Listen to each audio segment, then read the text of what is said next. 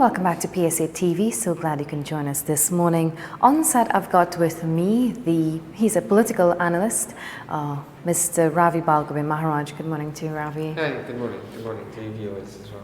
How are you this morning? I'm doing fine. A bit under the weather. Yeah, I'm sniffles. recovering from a cold, but I should be fine. Yeah, and you know there's an alleged H1N1 outbreak. Yeah, well, I heard there's one reported case in Tobago. Yeah, Authorities are saying it hasn't shown that as yet, but hopefully. Yeah. I mean, you know, I feel like every year end there's some kind of outbreak of something. Like it starts like around October. Yeah. I think this is because people travel, during the summer and it vacation. heads straight into Carnival. No, yeah. Well, some interesting times ahead for us. We have local government elections coming up, and we have here the Assistant Campaign Manager for the People's National Movement, Mr. Franklin Khan, of course, saying that local government reform will not be done in time for elections. Funny enough, this was supposed to be passed a long time ago. Well, yeah, I mean, they spoke about the local government reform since last year during the budget debate, and they had expected it when part of the portfolio was taken away from the minister itself and given to Mr. Franklin Khan, and he was supposed to spearhead these things. It was also expected that financing for local government bodies would have fallen directly under the Minister of Finance. Yeah. And all of these things we were hearing about. And that had put into some doubt whether or not we would have gotten the local government elections. But for some reason, the PNM decided to go ahead with the elections, but hold back on the reform itself. So I don't understand why they would do it or what prompted them to take such action. But I mean, it shows that the PNM have not planned out anything that they've done in the past 4 years. They have no idea of what they really want to do or what goals they have set out before them. And that is why, we keep hearing all of these initiatives and budget after budget. We've heard about things that they want to do that just haven't came about. So I guess the only thing really everyone is waiting for is a general election. So hopefully that can come sooner rather than later as well. And even when you look at the manner in which the local government election date was announced, it was done via a statement on Facebook during the presentation of the opposition leader there in the post-budget, in the budget response. But of course, we'll get your response to that after we head to news right now. It's just about 8 a.m., so it's news time. Stay with us.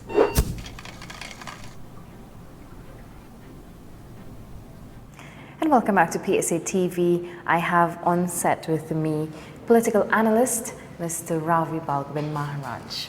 So we were talking about, before we went to the break, the manner in which the announcement of local government elections was made. What are your thoughts on that? Well, I mean, the PNM have had a long history of just releasing the dates, as close as possible to the election itself. You might have remember Patrick Manning back in the day used to tease that he carried around the date in his back pocket. So it wasn't something that was unexpected. But the way that they did it, that they just released it online first and then during the budget debate, it showed that, they don't really care about parliamentary procedures and these types of things. And they just release it however they want, whenever they want.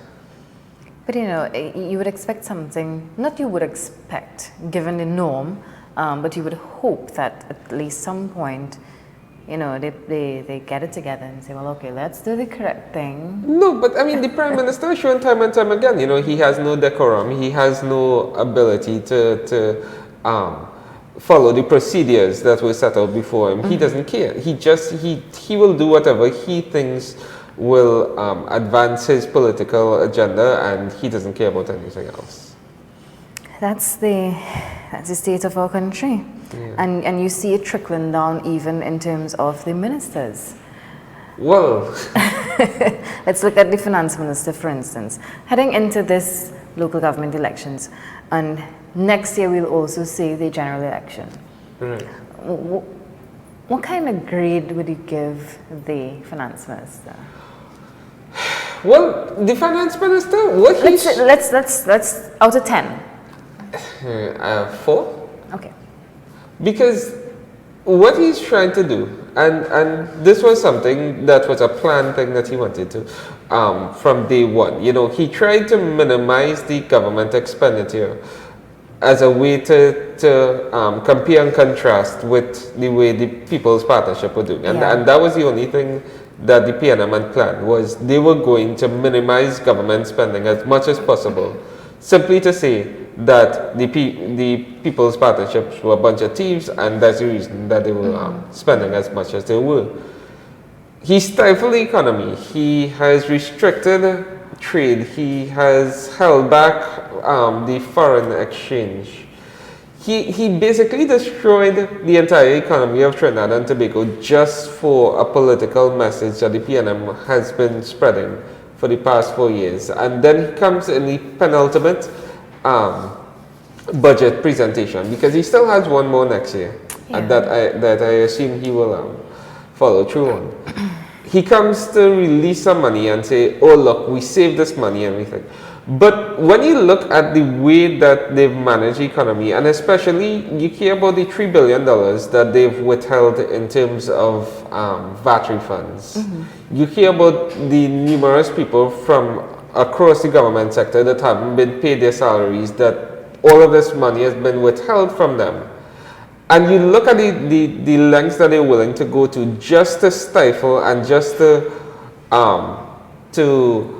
correct the figures and to produce a report that says, no, we've limited our spending. When they haven't. They've increased the debt, the national debt of Trinidad and Tobago, and they've withheld unpaid monies owed to people across the board. So, I mean, all they've done really is to manage the economy in a way that future generations will have to pick up the cost. Yeah.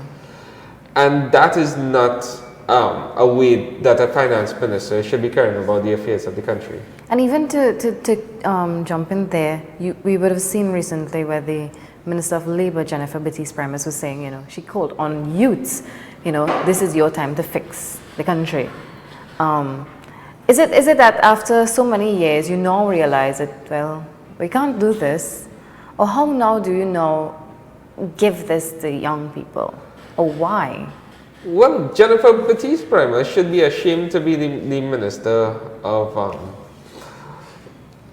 Labour, because under her tenure, and she's been Minister of Labour for the past 4 years, Trinidad and Tobago the unemployment rate has skyrocketed again. Yeah. And these youths that she's calling upon to fix the country can't do anything because they are unemployed.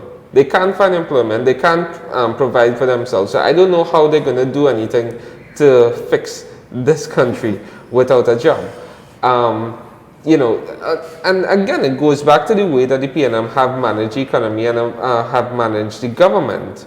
Because the government is supposed to be the largest employer of any country. Yeah.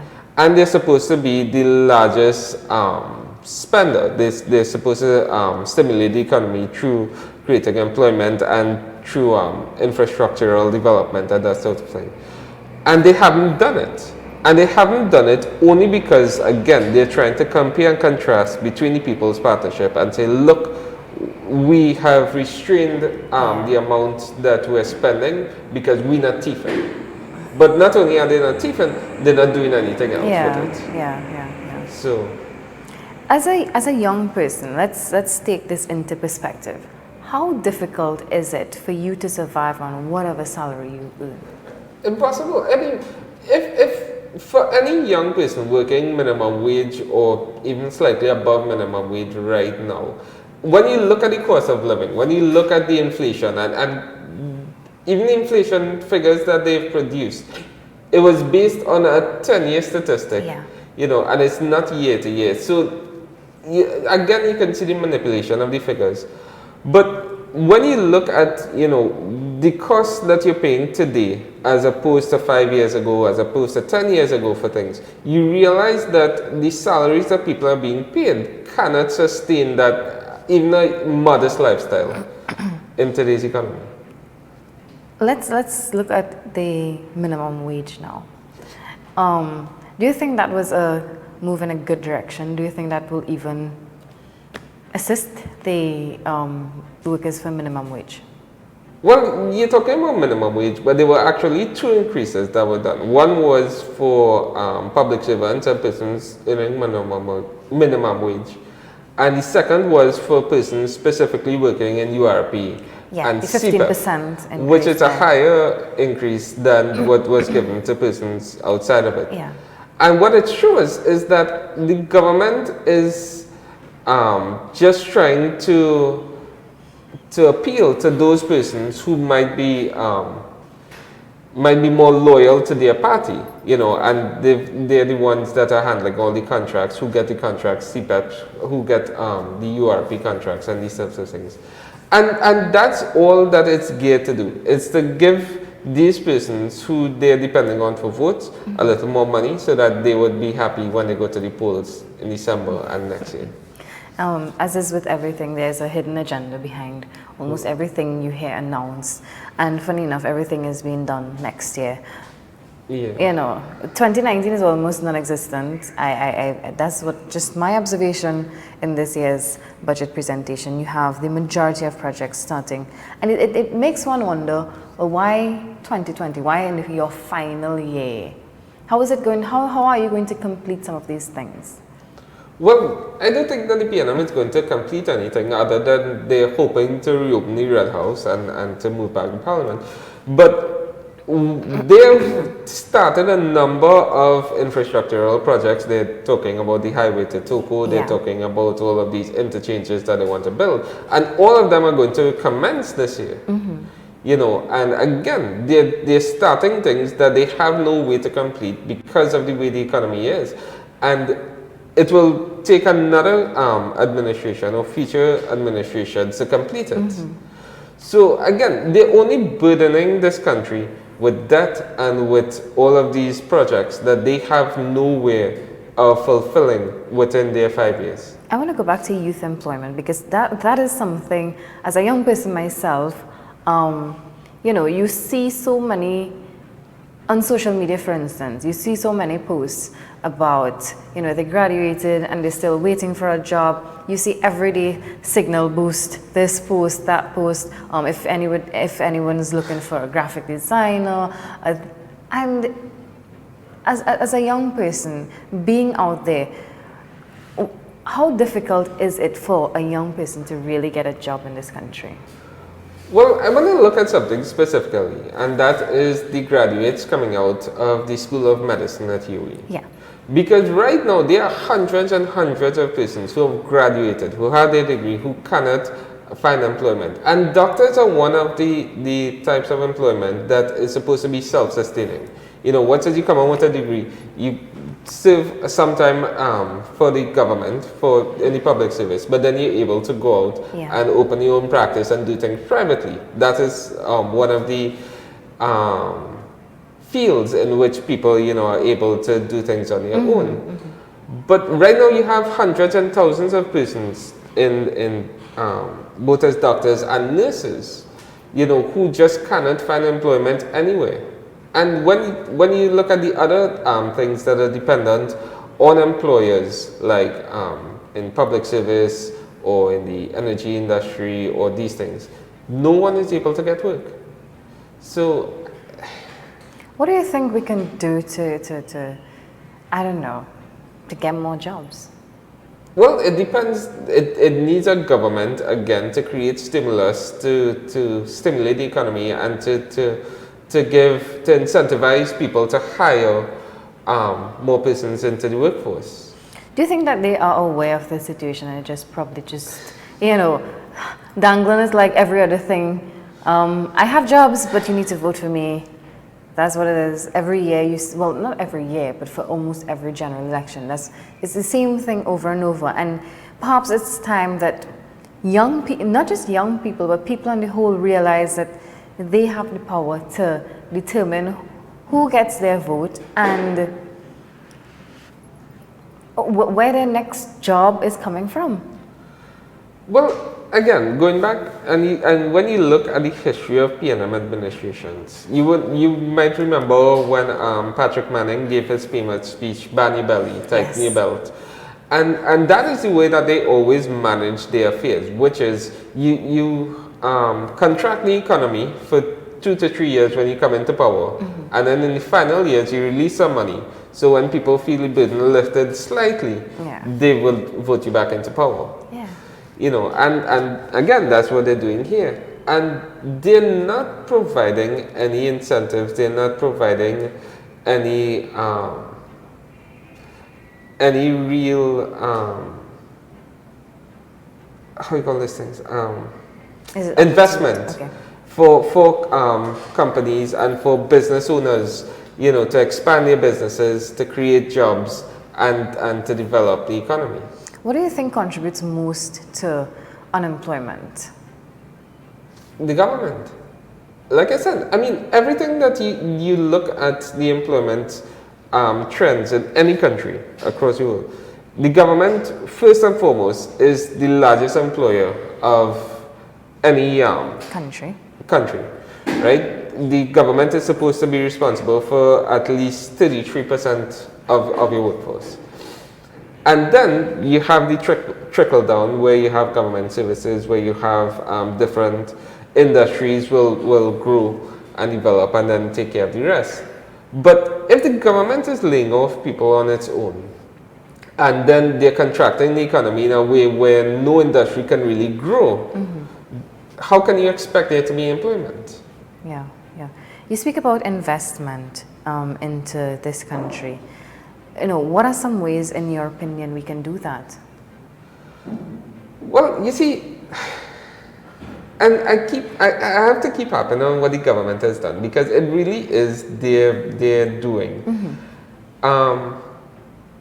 In terms of foreign direct investment, we used to partner with countries like the US, we used to partner with the UK, with Europe, and these types of things. This government has moved away from that and solely is trying to work with China, as you would see in Charlotte Street, where they're renaming Chinatown now and they're trying to think. And the investment that the Chinese bring into the country, first off, if they're investing in any infrastructural development, they will bring in their own contractors from China to complete the work. There'll be minimum amount of work given to local contractors, but the workforce that they use are mostly Chinese. So they're giving with one hand, but they're taking back with the other. And then in terms of private investment that they may get, again, the private investment that you would get for like groceries, for other retail stores and these types of things, they would then import the goods directly from China, and they would have the Chinese here working in the stores and making the money. So any investment opportunities that come from China only goes back to China in terms of revenue. So it's just a cycle for It is a cycle. And it doesn't create anything for Trinbagonians. That's interesting. Because why do something that is not beneficial to the population as a whole? Because the government has benefits that they can get from it. As is almost everything. Yeah. I mean, the PNM have been adamant that they see benefits to this country as being benefits for the government alone. They don't understand it in terms of giving something back to the people. So long as the government can operate and so long as the government gets is a beneficiary of anything, they would do it. Let's look at the upcoming local government elections. What do you think we can expect in terms of campaigning?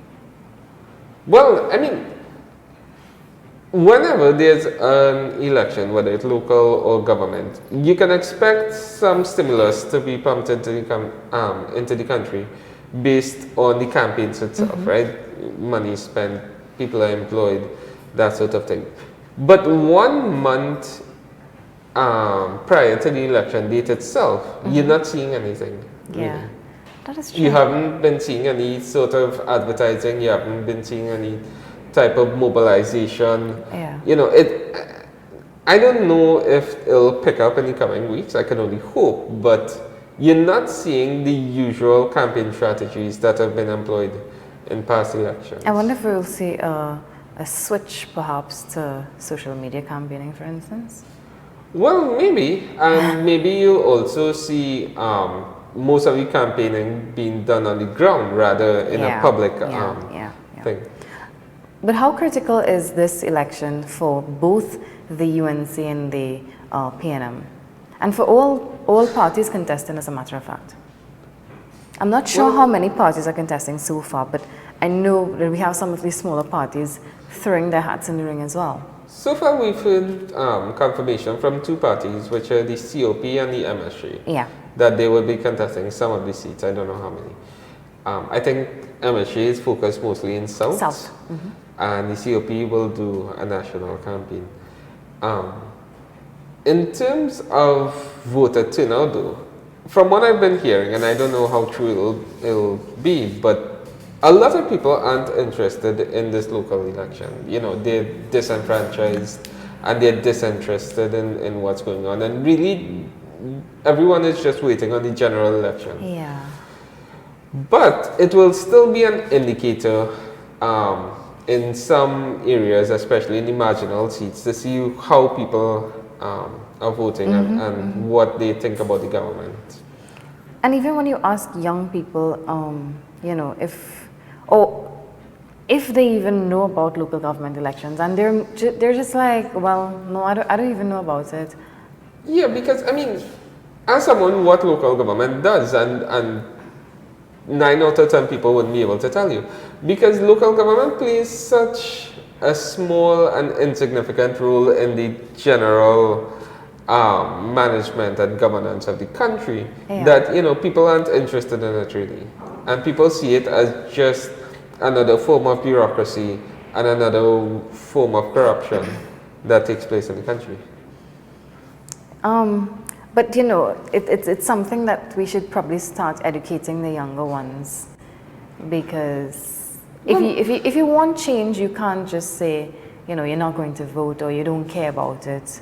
No, but if the government itself isn't interested in it, because going back to the local government reform that was supposed to take place, right? You know, they said we're going to reform it, we're going to bring changes, and then at the last minute said, oh no, we couldn't do it, and here's an election.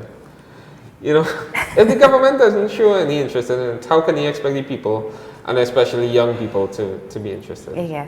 What do you think we can do to make politics more appealing to younger people?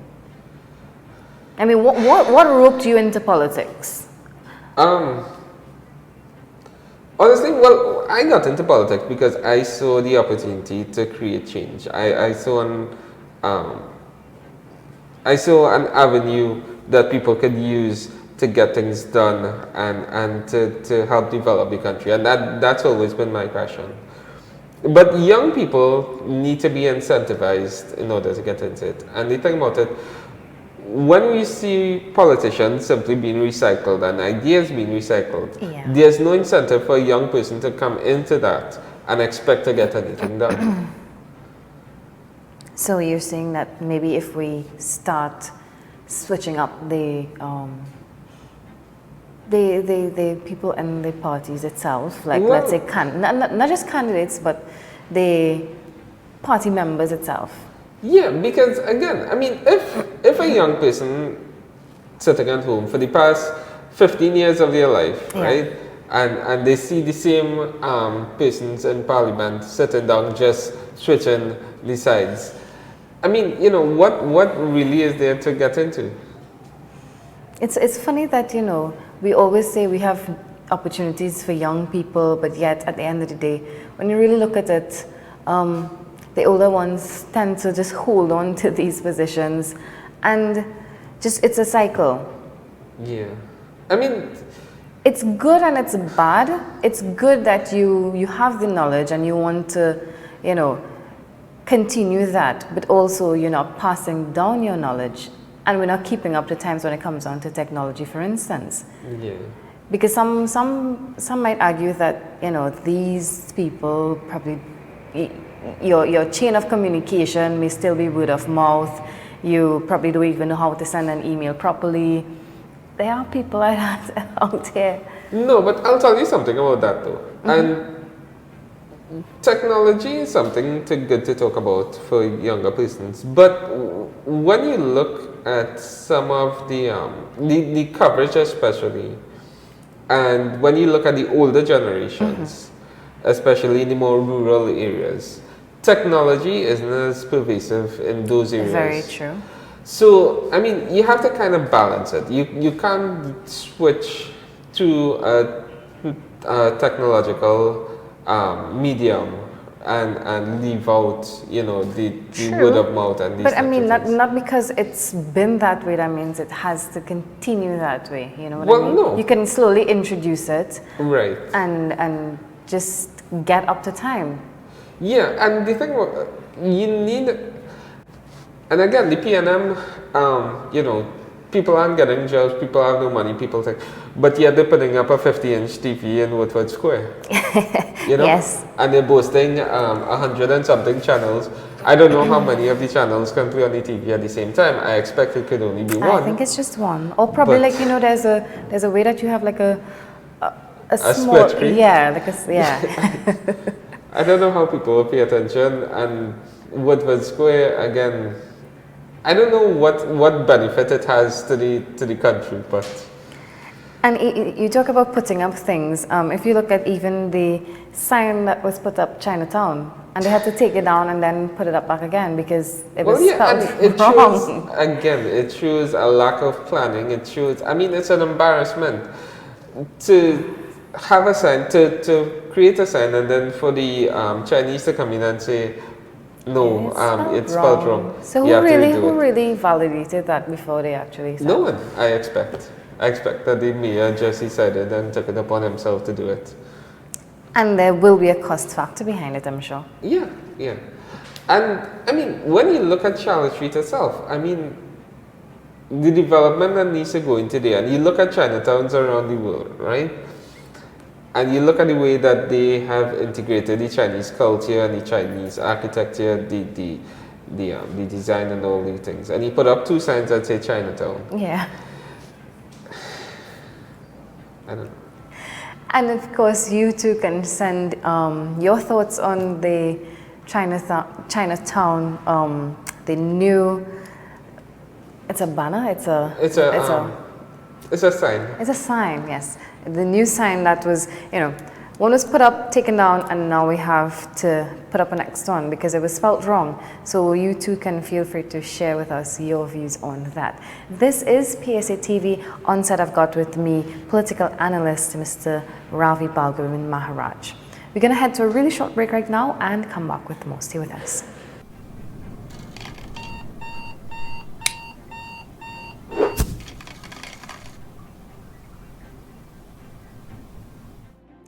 Welcome back to PSA TV. This is the Wake Up Call. On set, I've got with me political analyst Mr. Ravi Balgobin Maharaj, and this morning we've been chatting about the upcoming local government elections, which will be taking place on December 2nd. And we have some news here by the assistant campaign manager of the PNM, Mr. Franklin Khan, who's also the Minister of Energy, saying that local government reform will not be done in time for the elections. Of course, this is something that was promised in the 2015 election campaign by the government, and with one election to go here in local government, no local government reform. How important is local government reform for this country? Well, I mean, when you look at the way that the corporations are managed, right, and you look especially in terms of financing, local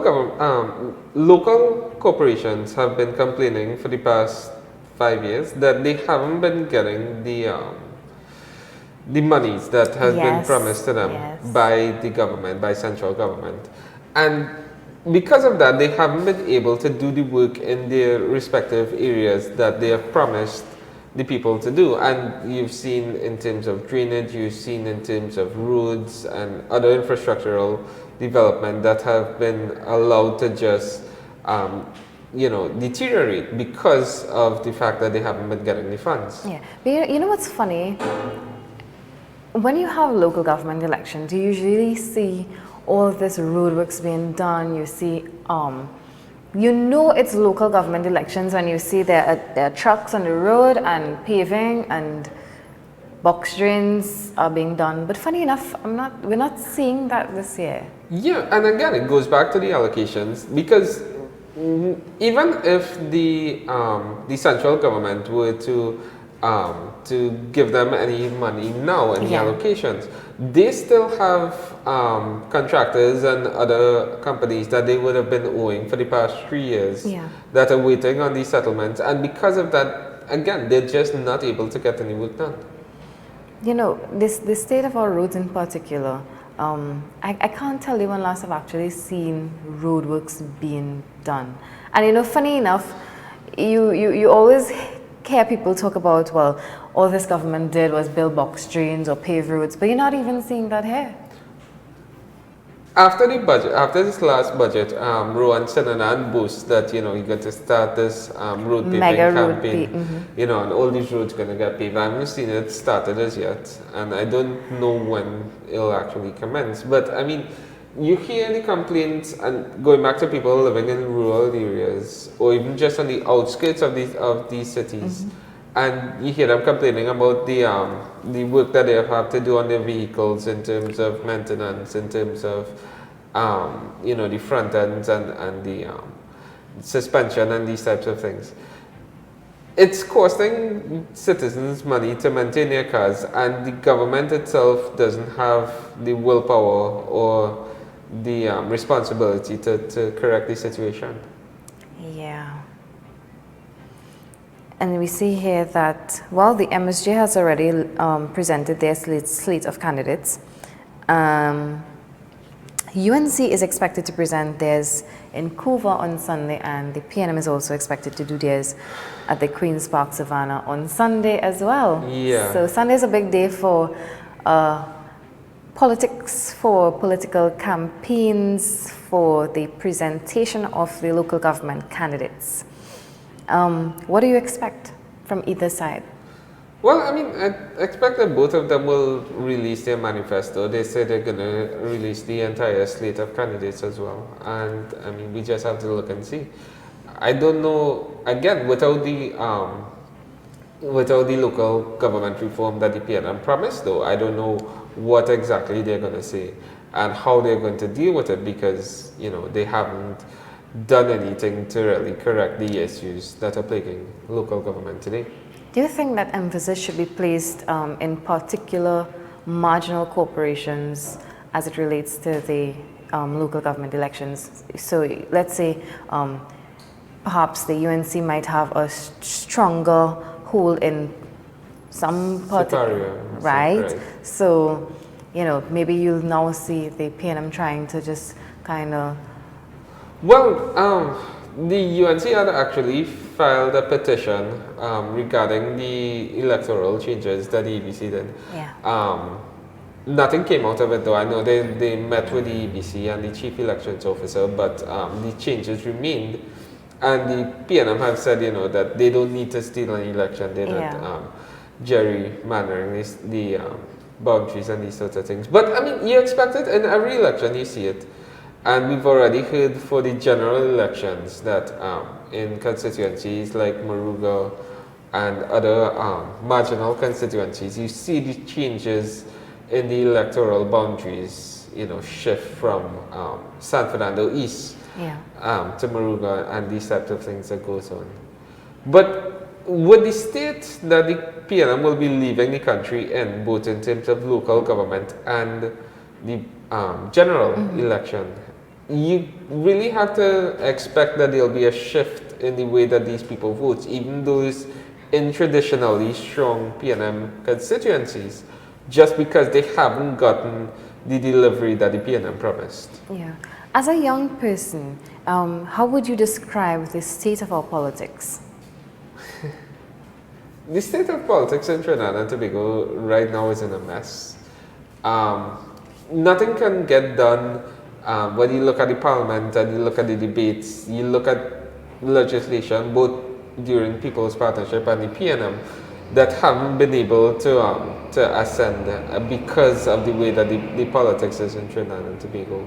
The bureaucracy in the public service, and the way that politicians are allowed to manage the economy, manage the affairs. I mean, you need some sort of constitutional reform in order to change, the way that politics is managed in Trinidad and Tobago.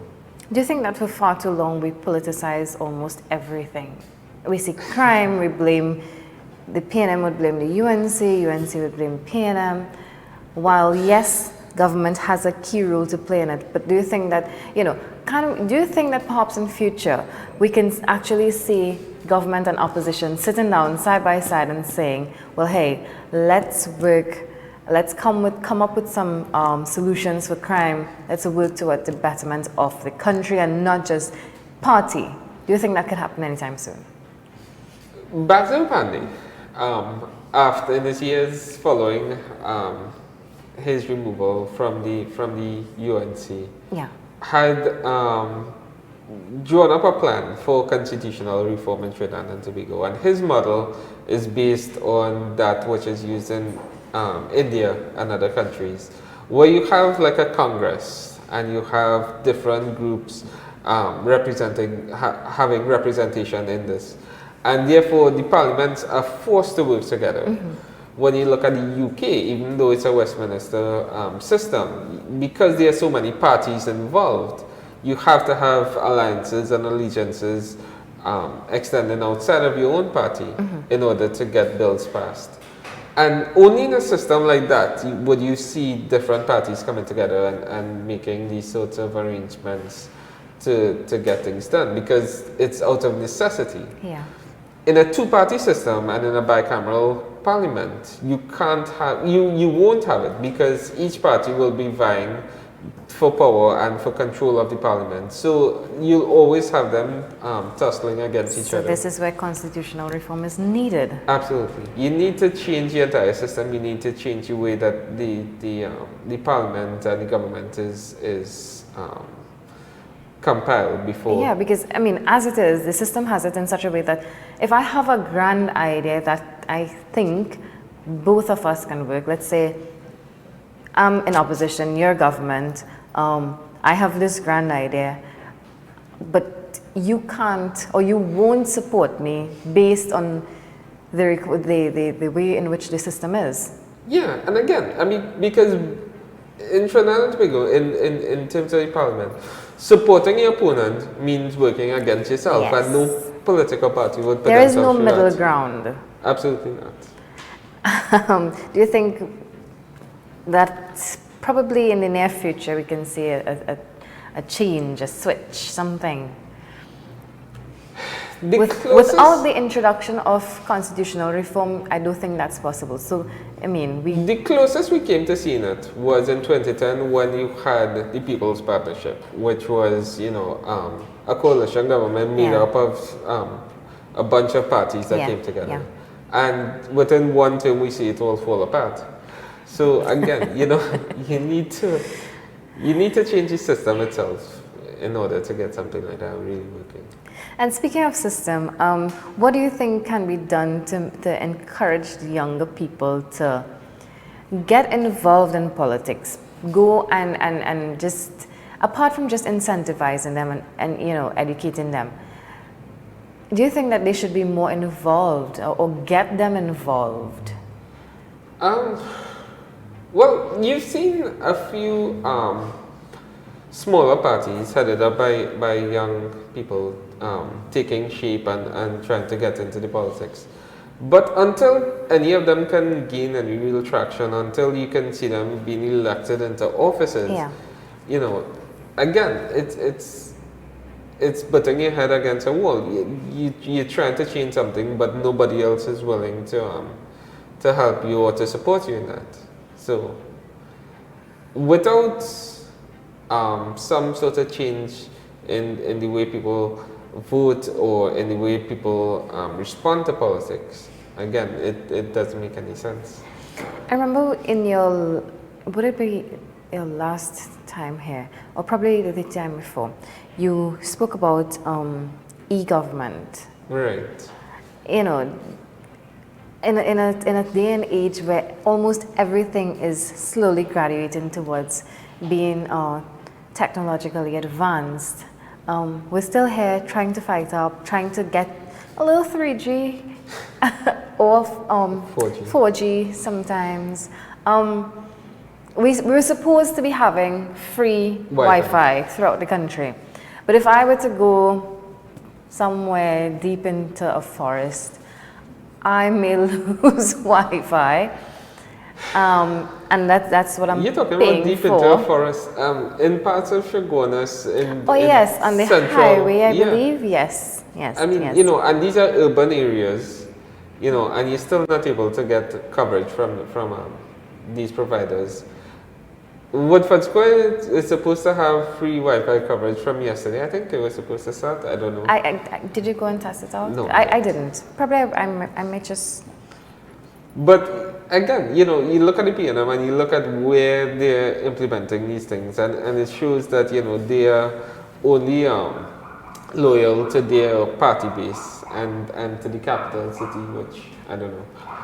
But no one outside of the city is seeing any real development taking place, and no one is seeing anything being delivered to them. So that's why I said, we need to look at the local government election results to see in these marginal constituencies whether or not people are in fact still supportive of the government, or are they starting to move away. Yeah.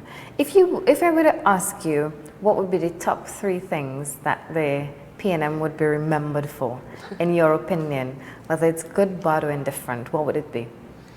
What they would be remembered for? You see, that's the thing. I mean, other than these scandals that we've heard come out of this PNM, you can't point to anything to really say that, that they delivered, or that they've created, or that they've built. I mean, you look at the Patrick Manning administration, you look at the waterfront, you look at, the way that he managed Petrotrin, the way that he, the World GTL and these types of things. The Brad Lara Stadium in Tarubo. These are things that he built. You can point it, you can say he delivered it. In terms of the government, I don't know that there are any things, again, outside of the scandals that have plagued them. You look at Mally McDonald was arrested. You look at what's going on with Darrell Smith, the thing with Shamfa Kojo, and these types of things. And I think that will be their legacy. It's just a legacy of scandals. Some might argue that is the PNM's way of operating. Well, again, I mean, there have been scandals that have plagued multiple governments in the past, but they've also been able to move on and to build something and to have something to show, to leave behind. I mean, you have the UNC building the airport, you have the airport in Tobago. All of these things are things that you can point to and say, yes, the government did this, and it's something. What has the PNM done? That is a question. If you have the answer, feel free to share with us here on PSA TV. Ravi, of course, will try to, think about it. We'll give him a few minutes. Probably on your next visit back to our station, you can, sure. Hopefully you get some. Is your top 3? Don't forget. No problem. Top 3 things that. But I did say if it was good, bad, or indifferent. So if it's in case bad, feel free to just put it in that list as well. Well, I mean, in terms of bad, again, you go back, they've destroyed our foreign relations with 2 of our strongest partners, which is the US and the UK. They have stifled the economy and shrunk the economic growth. They've shut down Petrotrin. They have refused to open the Hoover Children's Hospital. They have allowed the national infrastructure to degrade and deteriorate without any sort of development. And they've allowed crime and unemployment to rise to unparalleled I actually heights. thought that was going to be your first one, So- retrenchment. Yeah. Because I mean, I don't think we've seen another government in the past that has done so many retrenchments. I could be wrong though, but to my knowledge, I haven't seen that. No, and again, you know, the reason for the retrenchment is the thing that gets me upset, because it is a political strategy just so that the PNM can find a way to squeeze and to restrict the expenditure that's been coming out of their government. Yeah, very, very unfortunate, of course, there. And it's just about time to wrap things up. So I'm going to ask you your closing comments. Well, I mean, You're looking you know, forward to while local government elections. I'm That looking is what forward it to is. the general elections. I don't know that anybody's looking forward to local government elections because there's nothing really to expect from it going forward. The PNM needs to call elections as soon as possible and let the people decide whether or not they should be in government for much longer. Very nicely put there, of course. Ravi, thank you so much for coming on this morning. We Thanks, appreciate your contribution, as always, here on the Wake Up Call. Thank you so much. Thank you. All right, so this is PSA TV. We're going to head to news and we'll be right back with more. Stay with us.